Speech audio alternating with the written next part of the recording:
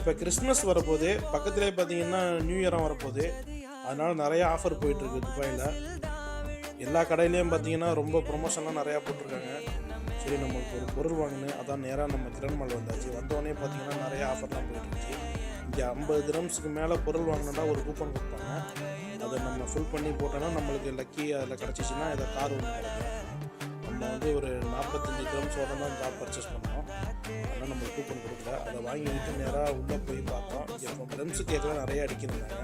அதே போல் விதவிதமாக கேக்கெலாம் நிறையா செஞ்சு வச்சுருந்தாங்க.